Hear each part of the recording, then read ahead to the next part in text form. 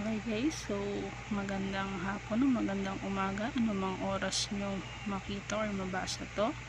Ako ang inyong lecturer for today, The Joke. So I'm a registered criminologist since 2015 and a licensed professional teacher since 2019. So Correctional Administration, 10% of the board exam for criminologists.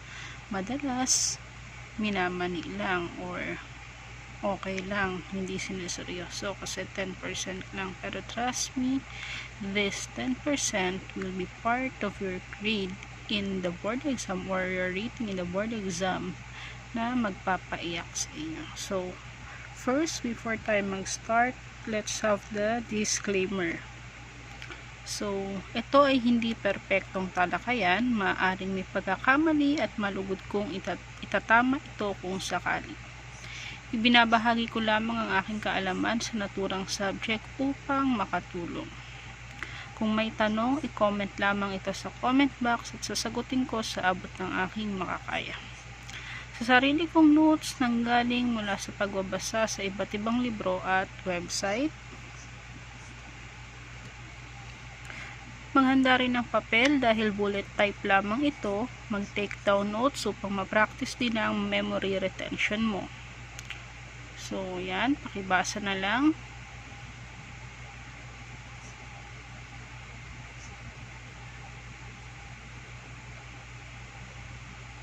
Okay.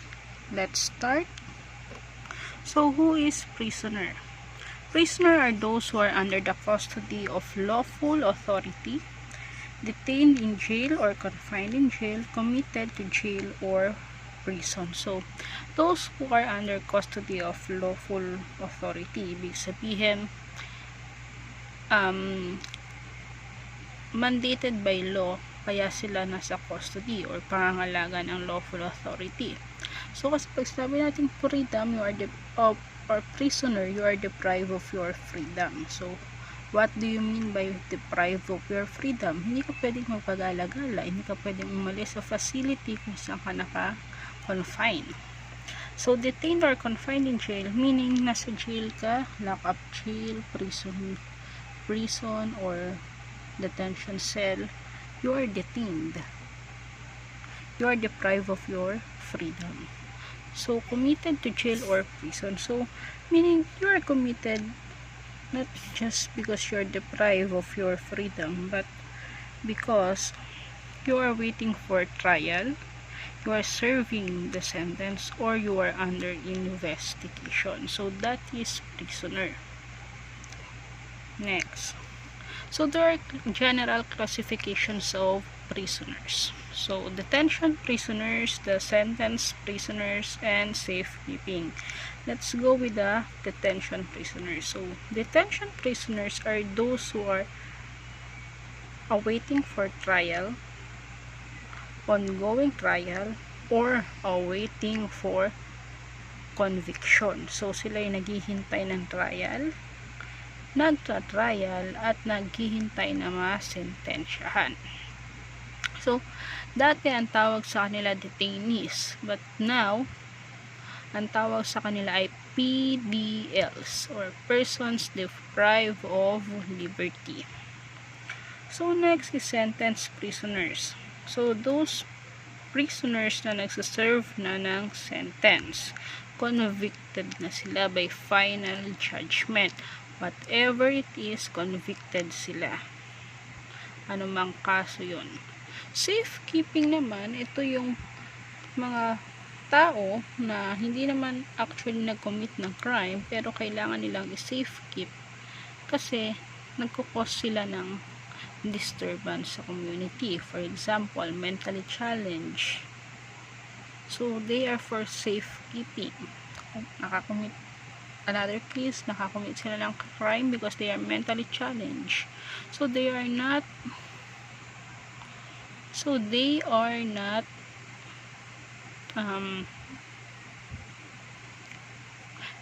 qualified to be confined in a normal jail. So, safekeeping muna sila kung saang facility, mental institution. Kung sila naman ay minor, nakakommit ng crime, for safekeeping lang muna sila. Pero they are classified as prisoners kasi generally and technically, prisoners are deprived of their liberty. So, those na under ng safekeeping, deprived sila ng liberty nila. Okay, next. Classifications of sentenced prisoners. So, kanina, general classification of prisoners. Ito naman is sentenced prisoners. So, we have the insular or national. So, those na insular or national prisoners, ito yung mga nasa penitentiary. Ito yung mga 3 days and 1 day to lifetime imprisonment ang sentence. Ibig sabihin, from 3 years hanggang life imprisonment. Kaya sila nasa National Penitentiary. Example niyan, National Bilibid Prison, Correctional Institution for Women. So, sila yung nandyan.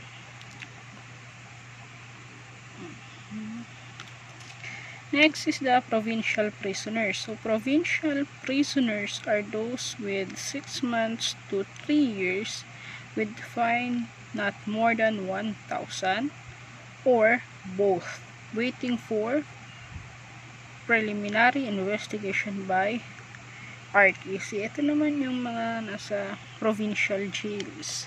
Kadalasan, mga kaso nila infractions lang, violation of city ordinance, hindi nakasunod. So, they are considered as provincial prisoners. Kung convicted sila ng RTC, they will go to provincial jails. Pwede namang nagbabayad lang sila ng fine 1,000 pesos or both. Magbabayad sila, then kulong ka pa. Okay, next. City prisoners. Ito naman yung 1 day to 3 years but not more than 1,000 fine or both. Ito naman yung mga minor infractions lang. Kadalasan ito yung sa city, ito yung mga nahuhuli sa Caracruz. Yan, mga 1 day to 3 years lang sila at nagbabayad lang sila ng fine. Ano pa, mga simple traffic violations na hindi nagkasundo sa police, pinaabot pa sa fiscal, yon. So, 1 years to 3 years. Na kaso or na sentensya and not more than 1,000 fine. So, municipal prisoners is 1 day to 6 months.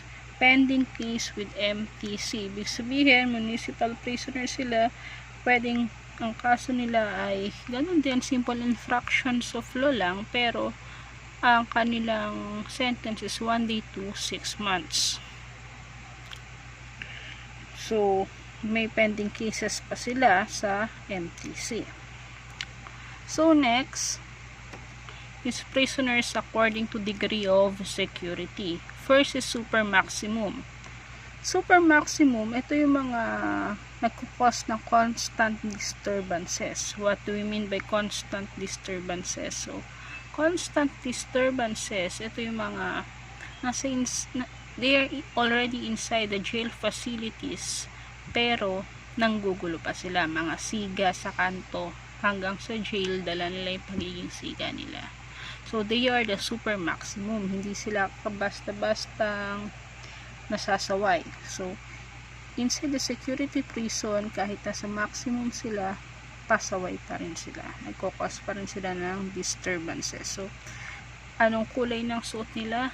The orange one. Tangerine, orange, basta orange. Next, the maximum security prisons. These are the prisoners who escape could be dangerous to the public or to the security of the state. So, ito naman is restricted yung movements nila. They also wear orange uniforms and they are serving sentence 20 years or more. Okay? Ito yung may mga lifetime imprisonment, 20 years or more, reclusion perpetua, nakakommit ng heinous crime. Then, they could be dangerous kung hindi sila ilalagay sa maximum security. Ma'am, yung super maximum sa maximum security, parehas lang naman sila, diba, na dangerous or na they serving sentence more than 20 years.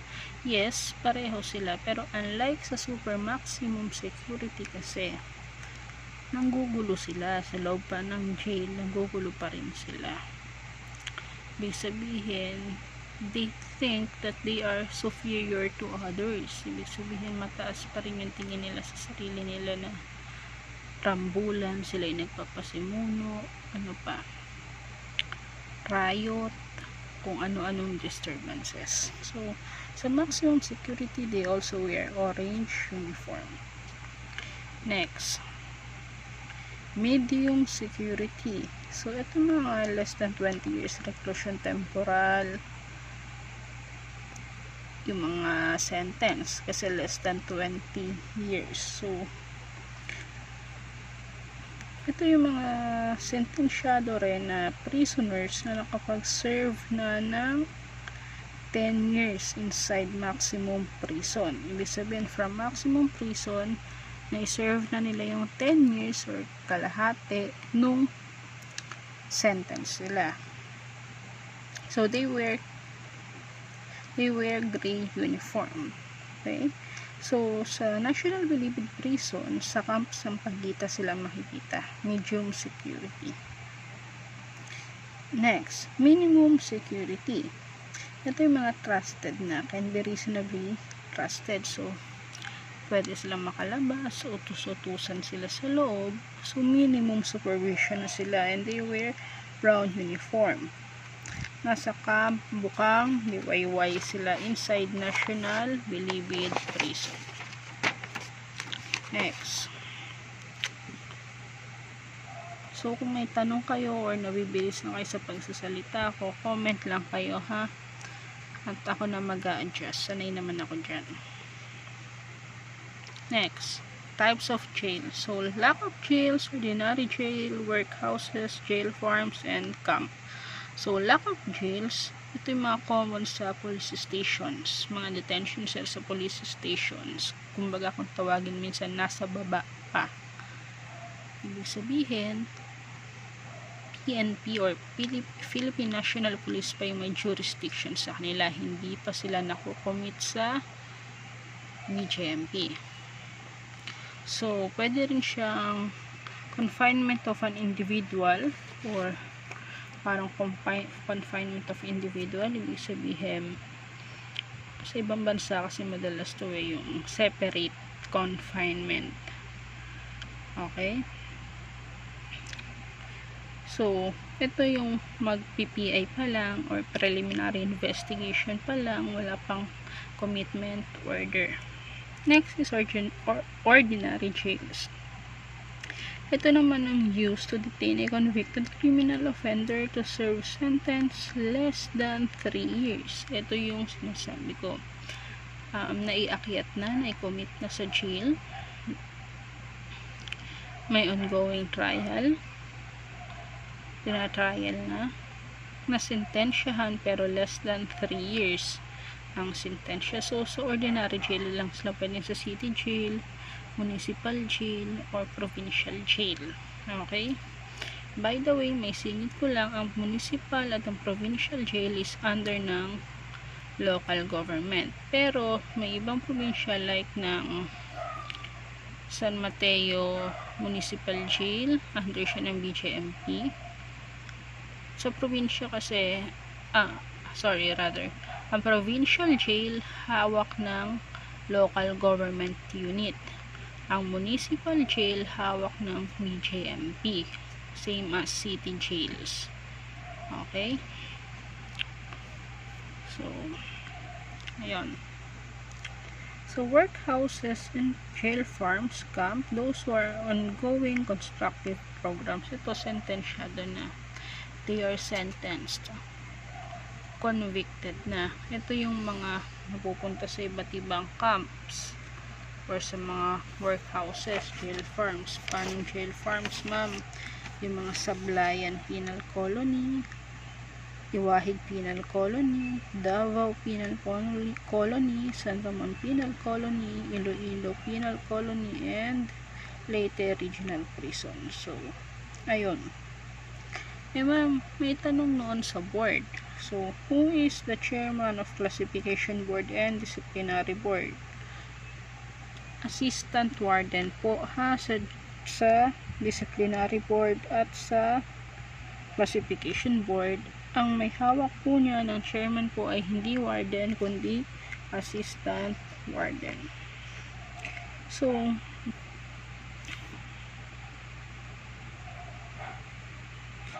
ang National Bilibid Prison po kasama ang Correctional Institution for Women ay under ng DOJ.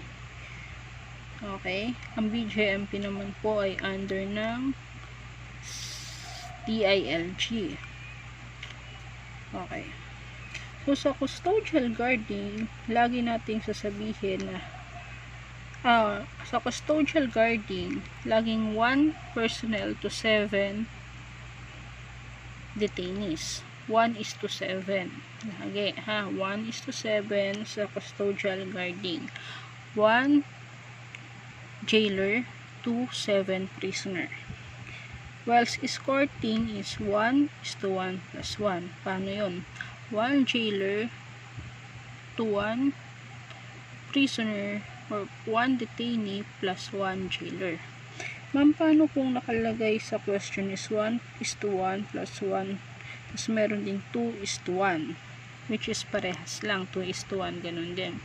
Let's stick to the idea na what 1:1 plus 1. Okay? Kasi ganun din naman ay parehas. Pero kasi ang nasa libro by the book ang board, ang gagamitin natin is yung 1:1 plus 1. Escorting yan ha, tatandaan. Custodial guarding 1:7, then escorting is 1:1 plus 1. So lagi sa pag nasintensyahan or convicted ng isang suspect or criminal, so pagdating niya sa National Bilibid Prison or kung saan man siya dadalhin na prison, merong 60 days reception. So, yun ay 60 days siya sa Reception and Diagnostic Center, RDC. So, ito ay quarantine cell. So, 55 days plus 5 days yun na i-assess siya physically, psychologically, ano yung kailangan niyang treatment before siya ipasok sa selda niya kasama na ibang preso. Bakit? Tinitingnan dito is kung paano siya magperform sa rehabilitation program para sa kanya. Kasi, for example, ang kaso niya ay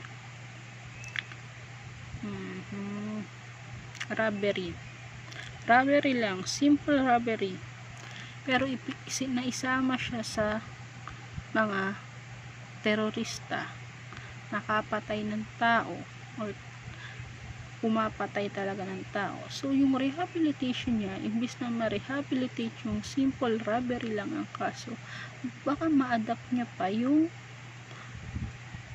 ugali or characteristics nung nasa maximum security, kung dun siya mailagay or kung yun yung makahalubido niya. So, kaya kailangan nasa RDC muna sila, Reception Diagnostic Center, for a total of 60 days.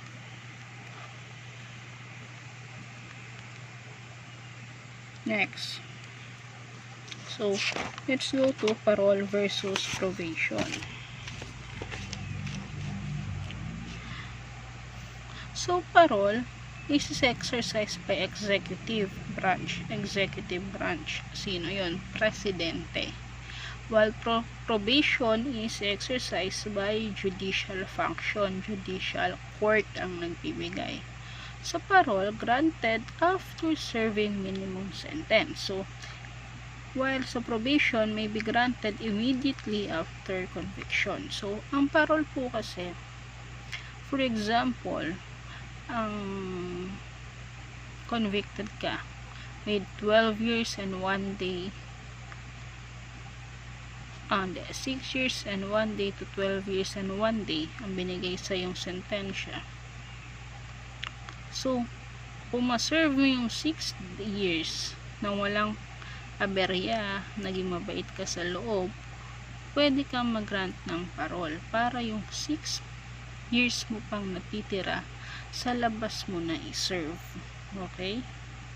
Unlike sa probation, na-grant after conviction, pwede ka na kagad mag-apply. Sa parol, hindi. You have to serve the minimum sentence. So, next. Yun nga, parole is an extension of institutional imprisonment. Yun nga, sinasabi, sa labas mo itutuloy yung pagbuno mo sa sentensya mo. Sa probation naman is a substitute program. So, pause muna tayo dyan. So, yun na nga, extension of institutional imprisonment. Ibig sabihin, itutuloy niya sa labas yung pag-serve ng sentence niya. Substitute program naman yung probation kasi instead na ipasok mo siya sa jail, sa labas mo na lang siya iti-treat.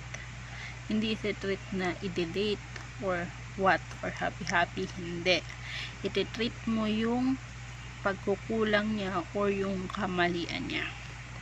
So, granted by PPA or the Parole and Probation Administration, under pa rin ng executive branch. Ibig sabihin, upon recommendation lang ng PPA yung grant, pipirmahan ng executive branch. Unlike probation, court lang.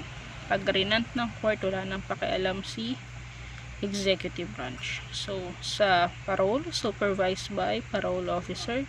Then, supervised by probation officer sa probation. Parole, ang tawag sa pinagbigyan ng parole. Probationee, ang tawag sa pinagbigyan ng probation. So, here's the Act number 4103, Parole Law, PD 68, Probation Law. So, remember that probation is a disposition whereby a convicted defendant with penalty not more than 6 years is released subject to conditions imposed by a releasing court. Ibig sabihin, sa probation, makakakuha ka ng probation if your penalty is not more than 6 years. And there is condition. Ito yung magre-report ka sa court or sa probation officer mo. May trabaho ka dapat, aalis ka or hindi ka makikita sa mga ill-gotten places. Yun yung mga kondisyon. So, it can only be availed once. Parole is suspending the sentence of a convicted person having served minimum of his sentence without granting pardon. Parole is not a reward. It is a follow-up of his institutional program. It is not a right, but it is a privilege to a qualified prisoner. So, sa parole, sinususpindi lang yung kaso mo or yung sentence mo. Paano sinususpindi? For example, convicted ka ng robbery na lang. Hindi, masyadong convicted ka ng rape. So, 20 years yung conviction sa'yo. Pero, na-serve mo na yung half of your, or the minimum of your sentence. So, if you have already served minimum of your sentence, pwede ka mag-apply sa parole. Kaya lang, according to parole law, if you are a convicted of heinous crime, hindi ka pwedeng mag-apply ng parole. So, kahit na mabait ka sa loob, kung convicted ka ng heinous crime, hindi ka pwedeng mag-apply ng parole. Bakit? Follow-up lang to ng institutional program. Kasi nga po, kagaya ng sinabi ko kanina, ito po ay pagpapatuloy lang ng pagsaserve mo ng sentence sa labas. Pwedeng sabihin sa'yo ng parole officer mo na o mag-serve ka as volunteer sa ganitong government facilities, mag-serve ka sa barangay as volunteer, kasi it's part of your rehabilitation program. So again, it is not a right, but it is a privilege. Next, pardon versus amnesty. Pardon is the discretionary act of grace vested to chief executive as a matter of power, given to anyone convicted, and can be given by president or offended party. So, act of grace, pardon yan, okay? Act of grace. And it's a matter of power within the chief executive. Siya lang ang makapagbigay niyang pardon. Wala nang iba. Hindi na kailangan ng Congress, ng Senate, hindi na. Pero, pwede itong ibigay ng offended party.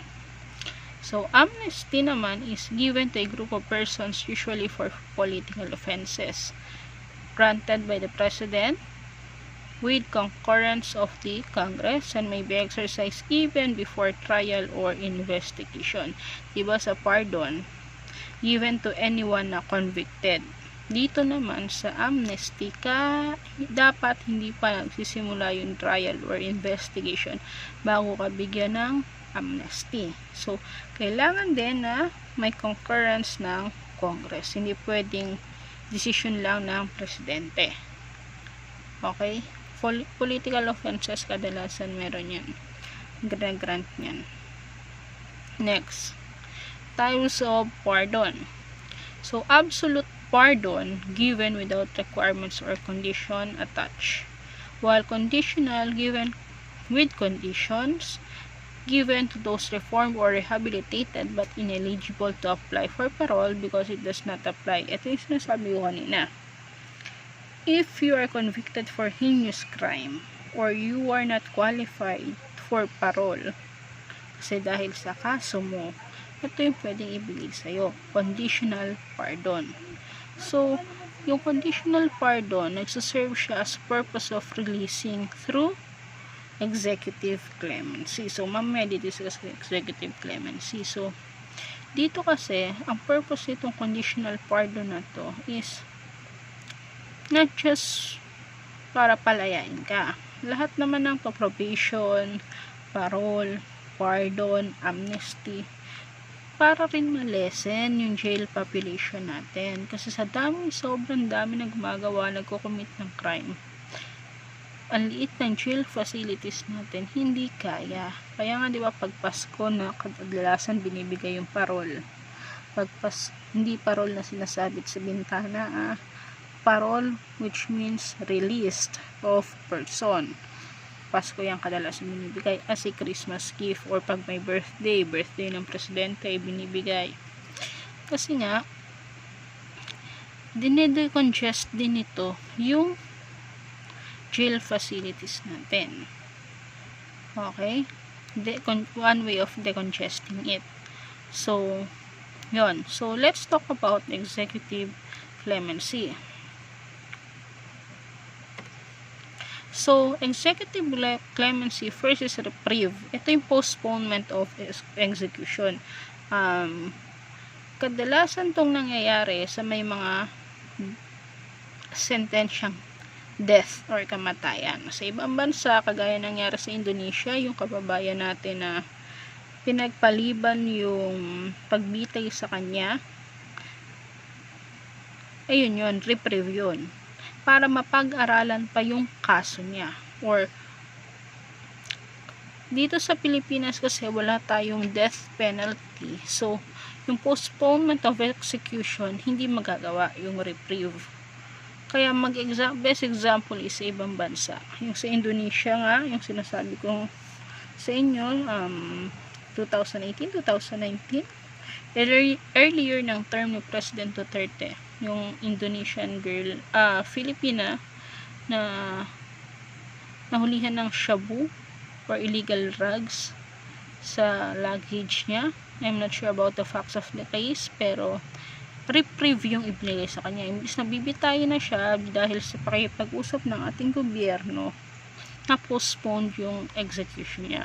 They are looking deeper into the case. If she is a victim, baka biktima nga lang naman siya, wala siyang alam sa nangyari. May malaking sindikato sa likod niya. So that is the purpose of reprieve. Ma-postpone yung execution to look deeper. Next, commutation. So commutation is a substitution of commutation. It's a substitution of less penalty for the crime committed. Ito naman yung kadalasan ibinibigay ito sa mga binigyan ng amnesty. Okay, let me check. Okay, mali ako. Hindi pala sa nagbibigay ng amnesty. Mali ako doon. So, commutation, lesser penalty for the crime. For example, you are sentenced of death.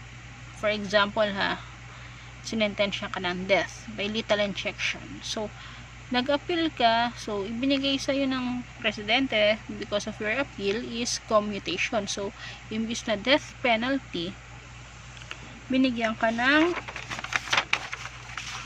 lifetime imprisonment. So, diba, instead na mamatay ka dahil sa nagawa mo, sentensya ka na kamatayan, na ibinigay, sinentensyahan ka na actually ng kamatayan ng korte, mabibigyan ka ng executive clemency through commutation. So, lesser penalty. So, yon, from death na iyong pronouncement ng court or yung death na sentence mo, magiging lifetime imprisonment na lang because of executive clemency commutation. So, given the fact na na-less yung penalty mo, hindi ka fino-forgive ng offender. Nire-reduce lang yung penalty mo. So, ayun siya. Next. Can the offended party grants pardon? Definitely yes. Offended party ka, pwede kang mag-grant ng pardon. Distinction of the pardon granted by the government or by the offended party and by the president. Granted by offended party extinguishes civil liability. Ibig sabihin, wala kang civil liability, pero may criminal liability ka pa rin.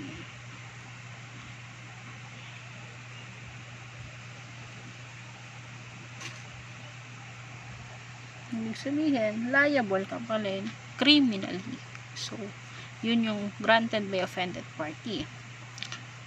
Can be given only before prosecution of criminal action. So, sa granted by offended party na pardon, before prosecution, kailangan maibigay niya na yun.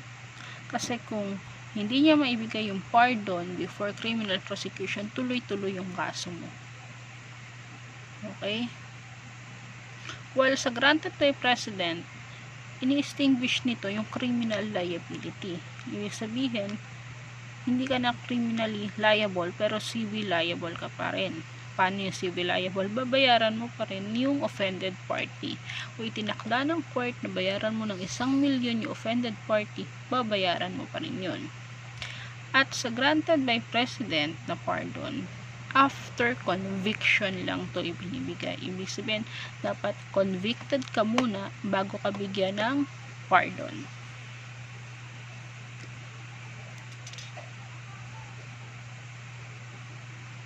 Okay? I think that's all.